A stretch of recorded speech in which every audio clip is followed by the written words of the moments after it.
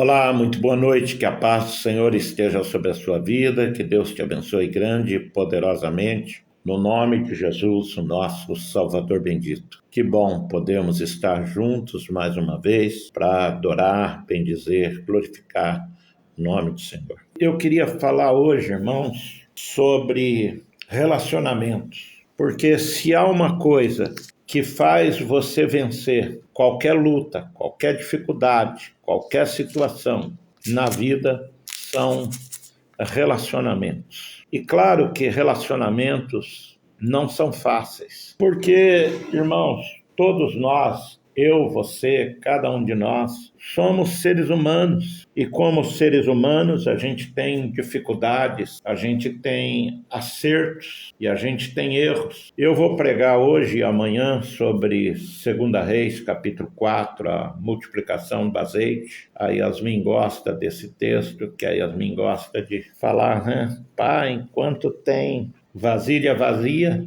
né? Porque às vezes a Yasmin, alguma situação, eu falo, Yasmin, a gente precisa ter cuidado, né? Preciso ser mais prudente. Algumas coisas, principalmente na área econômica, né? Sempre digo e prego, né? Precaução, cuidado. E ela fala, não, pai, o senhor nos ensina que Deus multiplica o azeite, então enquanto tiver vasilha vazia, tem azeite. O azeite não para, o azeite vai encher as vasilhas vazias. Basta a gente trazer as vasilhas vazias e colocar diante daquele que tem o azeite. Mas como a gente está falando dos relacionamentos, e eu vou falar hoje e amanhã sobre isso, sobre relacionamento. E é muito importante você talvez ouvir isso 1, 2, 3 vezes, porque né, a de hoje, a de amanhã, depois ouvir algumas vezes, porque elas são muito importantes. Começando no versículo 1 do capítulo 4, fala assim: certo dia, a esposa de um dos discípulos dos profetas suplicou a Eliseu, dizendo: teu servo, meu marido, morreu, e bem sabes o quanto teu servo amava com zelo ao Senhor. Agora um credor acaba de chegar à nossa casa para levar nossos filhos como escravos pelo pagamento de dívidas. Irmãos, veja quanta coisa, quanta informação tem nesse versículo. A Bíblia diz que essa mulher, não diz o nome dela, pelo menos eu não me lembro de alguma referência do nome dela, ela vem a Eliseu, profeta, desesperado. O marido dela era um dos discípulos do profeta Eliseu. E ela vem a Eliseu, porque o seu marido tinha morrido, e ela suplica a Eliseu dizendo: teu servo. A primeira expressão que ela usa não é nem meu marido. A primeira expressão que ela usa é teu servo, quer dizer, servo do profeta, servo de Deus, teu servo. Aí a segunda expressão que ela usa é meu marido. E aí ela traz essa informação, esse fato. Ele morreu. E aí ela relembra a memória de Eliseu dizendo: e o senhor bem sabe o quanto o meu marido, o teu servo, amava com zelo a Yahvé, ao Senhor. E agora um credor acaba de chegar à nossa casa para levar meus filhos como escravos pelo pagamento da dívida. Veja bem, irmão, quanta informação tem nesse versículo. E como nós temos que ser, irmãos, e para termos relacionamento, a gente tem que ser, irmãos, pessoas pacientes, amorosas, pessoas que tenham parcimônia com as coisas, porque a descrição que ela dá do marido dela é que o marido dela era um discípulo de Eliseu. Isso significa que ele era um cristão dedicado, ele era mais do que um simpatizante dos ensinos de Eliseu, ele era um discípulo, ele era um talmidim. Não sei se você já ouviu essa expressão talmidim, mas os profetas e os rabinos, até os dias de hoje, eles têm na escola rabínica os talmidim. O que são os talmidim? Talmidim é os alunos, é aqueles aprendizes, aqueles alunos, aprendizes. Para nós, a tradução melhor fica discípulo, um estudante do Senhor, um aprendiz do Senhor. Então, esse homem que morreu, que a Bíblia também não revela o nome, ele era um talmidim, ele era um discípulo, ele era um aluno de Eliseu, um homem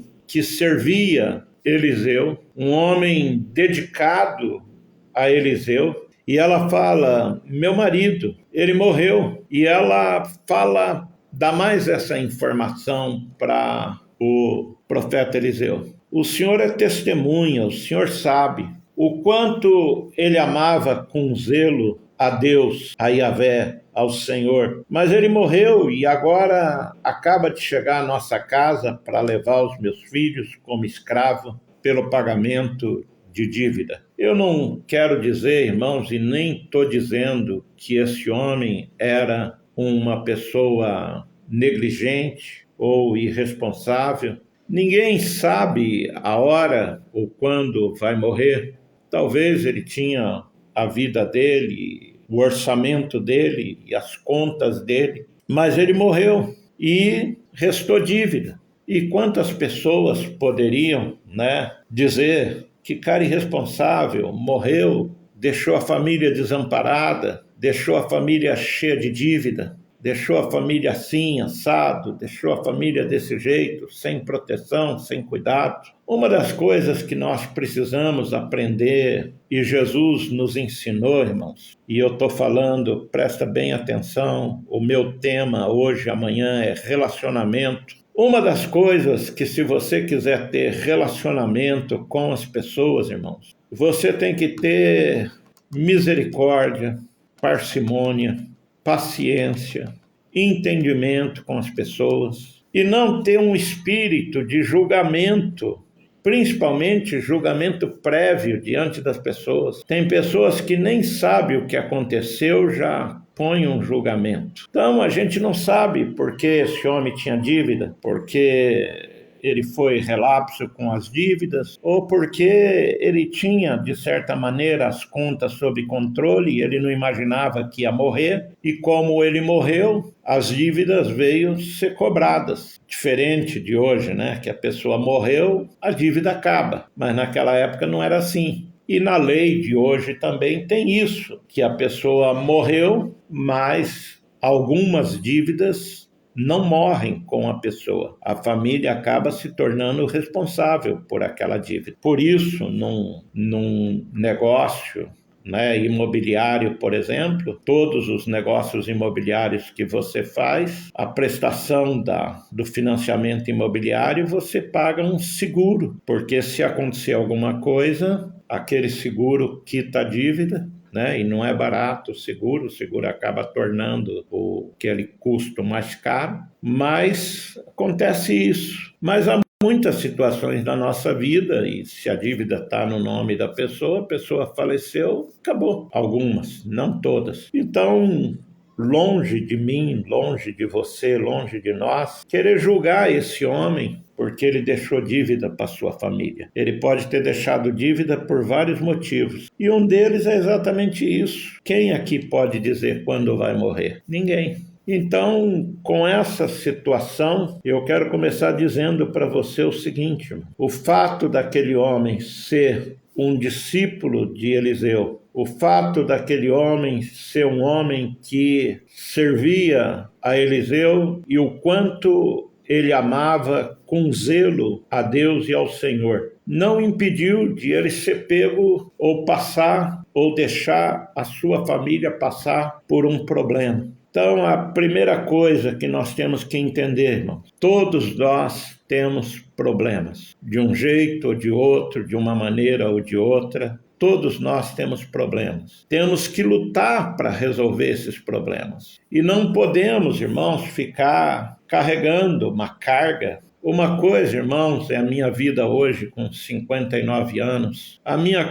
Outra coisa era a minha vida com 18 anos, com 20 anos, com 25 anos, com 30 anos. Infelizmente, irmãos, até hoje e muito mais no passado, quantos erros eu cometi, Porque você com 18, 19, 20, 25 anos, você acha que você pode, que você vai conquistar o mundo. E nisso, às vezes, você faz erros de cálculos. Eu sempre digo para os irmãos, eu conheço muitos empresários, muitas pessoas bem-sucedidas de muitos negócios, mas eu posso te dizer uma coisa com toda certeza. Quase todos esses que eu conheço, ou 99% desses que eu conheço, eu já vi eles quebrarem, já vi eles em situações dificílimas, já vi eles, querendo comprar um lanche para o filho no McDonald's, mesmo que seja só o lanche, aquele mais baratinho de 6, 7 real, e não ter dinheiro no bolso para comprar o lanche para o filho. E vejo também essas pessoas se reerguendo e reconquistando coisas e fazendo coisas. A gente pode errar, irmão, mas a gente não deve continuar produzindo o mesmo erro. Tem algumas pessoas que eu respeito muito, o Abe Uber é um deles, que eu gosto muito, Subirá. E um dia a gente estava conversando e ele estava falando, a questão não é que a gente não erra ou a gente não pode ter erro, mas a gente tem que estar orando e se policiando e amadurecendo para que a gente não esteja cometendo os mesmos erros. Então, quando eu tinha 18, 20, 22 anos, 25, 14, eu não tinha a noção das coisas de hoje, com 50 e poucos anos, já beirando 60 e já um vovô. Então, eu cometi erros que, não vou dizer que era permitido, mas que era previsível, apesar de não querer, naquela época. E da mesma maneira, muitos de nós. Então, irmãos, Jesus ensina uma coisa muito séria quando ele diz assim: não julgueis para não ser julgados, porque com a mesma régua e medida que você julgar, você será julgado. Então, se você quer julgar as pessoas com rigidez ou sem parcimônia, sem uma paciência, sem um pingo de misericórdia, você espera ser julgado como? Porque, irmãos, tudo na vida nossa, nós aprendemos que há uma semente, desde as coisas espirituais até as coisas mais simples, é uma semente. Então, uma das primeiras coisas que a gente começa e tem que ter no relacionamento, para termos relacionamentos, é isso. Não tome atitudes precipitadas de julgamento, não use palavras definitivas, eu nunca mais faço isso, eu nunca mais faço não sei o quê, eu não perdoo, eu não sei o quê. Calma com essas sentenças que a Bíblia diz em Provérbios, que a gente fica escravo das palavras que saem da nossa boca. E as dificuldades vêm para todos nós. Enquanto esse homem estava em vida, ele conseguiu levar a sua família, mas agora ele morreu e a mulher se vê numa situação muito difícil, com 2 filhos que vêm sendo tomados para ser escravos, para que fosse pago a dívida. Mas aí ela se lembra de uma coisa muito importante. Meu marido era aluno, Talmindim, de Eliseu. Ele era um discípulo de Eliseu. Então, no momento de dificuldade, de dor daquela mulher, que aquela mulher não sabia o que fazer, quando ela fala, os homens acabaram de chegar na minha casa para levar meus filhos como escravos. Ela se lembrou na hora. Talvez ela trouxe os filhos juntos para não serem pegos lá na casa. E ela vem aonde? Aonde o seu marido tinha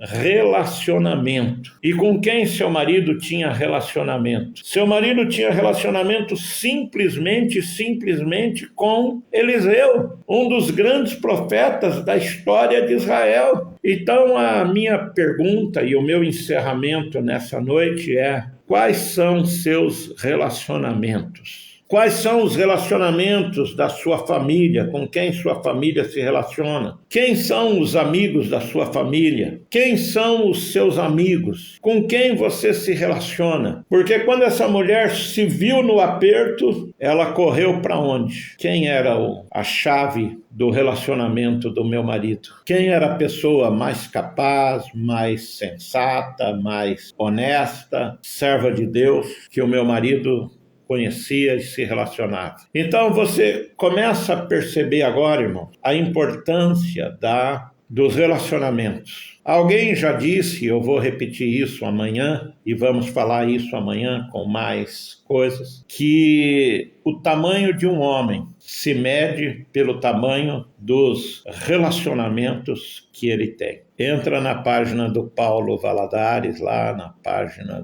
da Sara, dá uma olhada nas pessoas que comentam as postagens deles, as pessoas que têm relacionamento com eles. Você fica admiradíssimo. Claro que no nível cultural deles, no nível de convivência deles. Mas, irmãos, com quem você se relaciona? Um dia eu tenho um amigo pastor, eu prometo que eu vou encerrar aqui mesmo. E ele estava passando por uma grande dificuldade, e ele me ligou e falou: Joab, eu preciso falar com você. Eu tenho 2 rádios, eu quero vender essas rádios, porque eu preciso fazer dinheiro com essas rádios, porque eu tenho dívidas, eu tenho um monte de coisa e eu estou sem paz, Ele falou, era coisa de milhões, irmão. E aí ele falou: rapaz, você tem alguém que você possa me ajudar, ou que a gente possa conversar, que eu possa expor a oportunidade de negócio que a pessoa tem, que eu vou vender por um preço muito abaixo e a pessoa pode ter uma lucratividade tremenda. Eu falei: deixa eu pensar, já eu te ligo. Aí eu liguei para um amigo meu que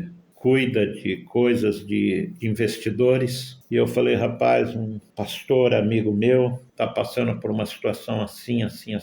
Você pode receber para a gente ouvir? Eu sei que o teu ramo de negócio não tem nada a ver com esse, né? E os seus investidores não tem nada a ver com comunicação, são investidores no ramo imobiliário, no ramo comercial, mas você pode pelo menos ouvir, dar uma luz. Você recebe ele, eu vou aí com ele, a hora que você quiser, Joab. Eu liguei para ele e falei: pega o carro e vem para cá agora. Estava morando em São Paulo, e nós vamos agora na casa do meu amigo. A hora que você chegar aqui em São Paulo, ele estava a 1 hora de São Paulo, nós vamos na casa do meu amigo. E fomos lá. Quando chegamos lá, aquilo que para ele era esse amigo meu chegou e falou: olha, os meus investidores não trabalham com esse ramo de comunicação, mas como eu trabalho com investidores há muitos anos, eu tenho uma autonomia de até tanto para fazer um negócio. E eu posso, então, lhe ajudar, mas eu preciso que você me dê uma garantia, mas eu não tenho mais nada. O cara falou: então, você vai sair daqui com dinheiro para comprar um imóvel, e esse imóvel vai ficar como garantia. Era um negócio assim,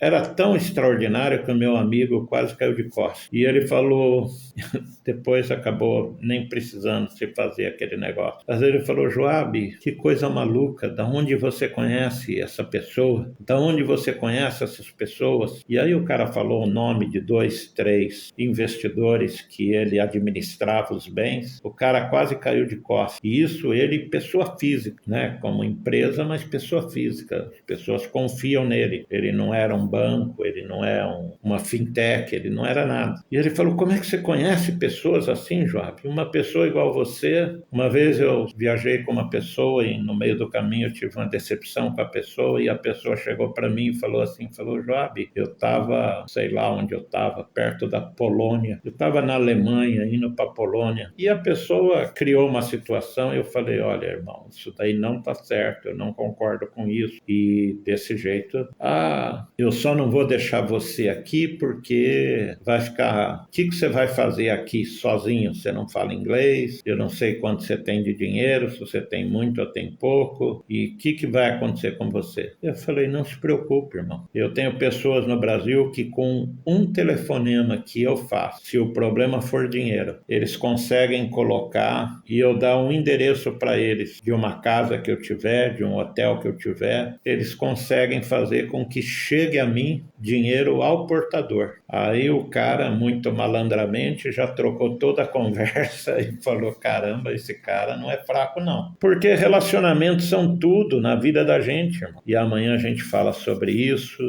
mas só que manter relacionamento não é fácil. Fazer relacionamentos profundos não são fáceis. E é sobre isso que eu quero falar. E para a gente sair da crise, irmãos, só com uma das coisas, com a ajuda de Deus. Agora, Deus se manifesta na terra através de pessoas. Vamos orar. Senhor, nosso Deus Pai, nós te agradecemos por esta noite, te agradecemos pela tua palavra que iniciamos nessa noite, ó Deus. Em nome de Jesus, Senhor, nós clamamos, Senhor. Obrigado pelos amigos, pelos relacionamentos que o Senhor nos dá, pelas pessoas que o Senhor coloca no nosso caminho. O que seria de mim, apesar que o Senhor sempre providencia, o Senhor é maravilhoso, mas como foi importante a vida do Sidney, a vida da Luciana, nesse momento da igreja. A igreja não ficou órfã, a igreja não ficou sozinha. Primeiro que ela tem o teu Espírito Santo, e segundo que tem pessoas que estão com a gente há tantos anos e que com amor e com a linha que a gente segue, assumiram a responsabilidade ali daquele momento e carregaram as cargas da igreja e um dos outros naquele momento ali,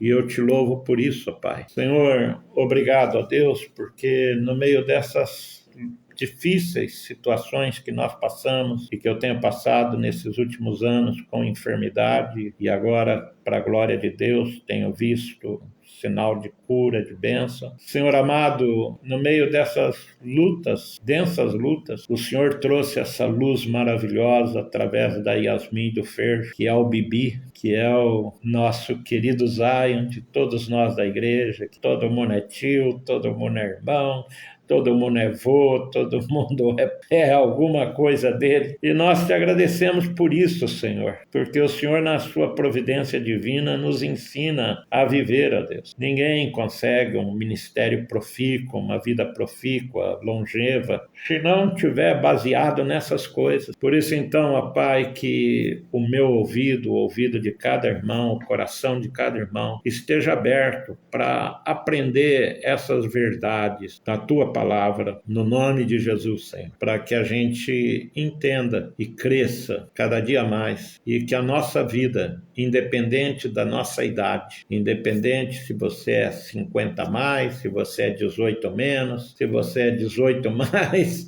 independente dessas nomenclaturas, se você é geração Z, se você é geração Y, se você é geração abecedária inteiro, como eu já sou, o Senhor é um Deus que cuida de nós. E nós pedimos, Senhor, a tua bênção. Obrigado pela vida do Bibi, pela vida da Yasmin, do Ferjo. Abençoa eles, derrama da tua bênção e graça. Abençoa a vida do Lucas, a vida da Marina, a minha vida, a nossa saúde. Abençoa a mãe da Marina, que voltou para o hospital hoje. Tem misericórdia dessa vida, Senhor. Tira toda a dor, toda aquela angústia, sofrimento. Tem misericórdia, Pai. Cuida das nossas vidas. Que a tua palavra fique no nosso coração, Senhor. E que possamos viver e ter a tua palavra em nossas vidas. Muito obrigado. Deus abençoa. Obrigado. Renova as forças. Obrigado pela vida de cada um, Senhor. No nome de Jesus.